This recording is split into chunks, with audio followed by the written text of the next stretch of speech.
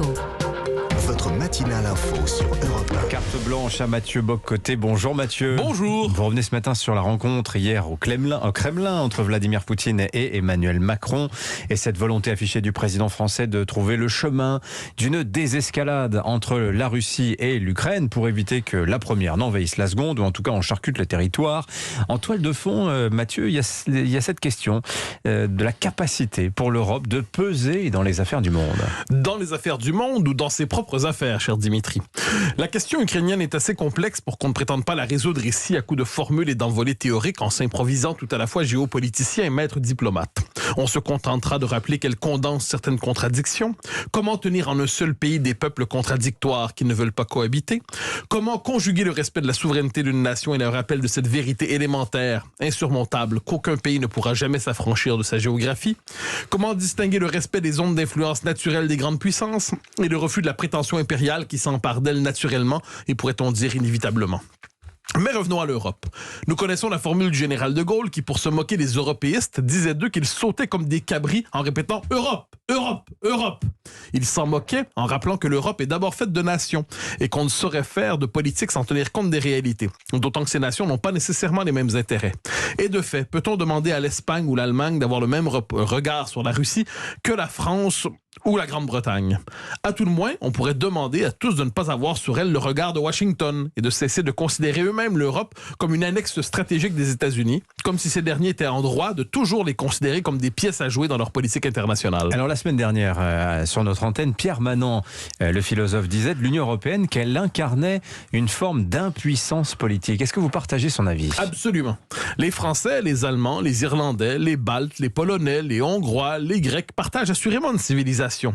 Et la résurgence régulière de l'idée impériale en Europe nous rappelle qu'elle est logée au fond de l'inconscient collectif d'une civilisation. Les peuples d'Europe souhaitent peut-être, au fond d'eux-mêmes, lier ensemble leur destin. À tout le moins, ils savent que la guerre civile européenne du XXe siècle a jeté le vieux continent dans l'abîme, qu'il a perdu son emprise sur le monde et qu'aujourd'hui, il n'a même plus d'emprise sur lui-même.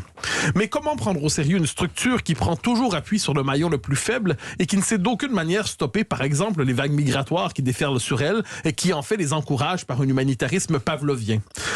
Sans le moindre doute, dans un siècle, quand la grande mutation démographique engendrée par l'immigration massive sera accomplie, on dira de la civilisation européenne, devenue minoritaire chez elle, qu'elle est arrivée au terme de son affaissement.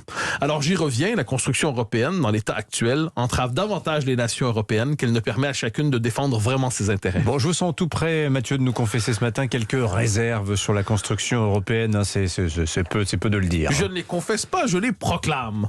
On célébrait hier le 30e anniversaire du traité de Maastricht. Est-il permis de jeter un regard critique sur le régime qu'il a engendré?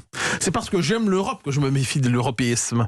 L'Europe, à partir des années 1990, s'est construite comme une zone de paix perpétuelle. Francis Fukuyama y voyait même la maison de la fin de l'histoire. Il s'agissait d'un espace anti-tragique, renonçant pour de bon à la décision politique, au geste de souveraineté. L'Europe se voulait impolitique et c'est ce qu'elle est devenue. La construction européenne s'est faite à la manière d'un système de règles et de normes, parvenant peu à peu à paralyser les nations, à les condamner à l'impuissance. Cette technostructure ne se connaissait pas de frontières naturelles ou historiques. Ces élites ont même longtemps souhaité y intégrer la Turquie, justement pour faire la preuve qu'elle ne se laissait pas enfermer dans une identité particulière et qu'elle pouvait théoriquement accueillir l'humanité entière. Alors on a beau parler aujourd'hui de souveraineté européenne et en faire un slogan censément inspirant, on constate que la technostructure européenne est impuissante. Ce n'est pas parce qu'il préside l'Europe, mais parce qu'il préside la France qu'Emmanuel Macron peut espérer peser sur les événements. Il n'y a pas de souveraineté sans substrat historique, sans substrat identitaire. La souveraineté européenne est un slogan, sans nation européenne, et celle-ci n'est qu'une vue de l'esprit. L'Union européenne met-elle véritablement en forme politiquement la civilisation européenne, ou ne la condamne-t-elle pas à l'étouffement au nom d'un fantasme post-national, progressiste, multiculturaliste et diversitaire dont la bureaucratie militante est l'avant-garde fanatisée? Il m'arrive de croire en fait que plus l'Europe idéologique se construit et plus la civilisation européenne se défait, et j'ai tendance à croire que les Européens sont nombreux à penser de même. Merci beaucoup, Mathieu Bock-Côté.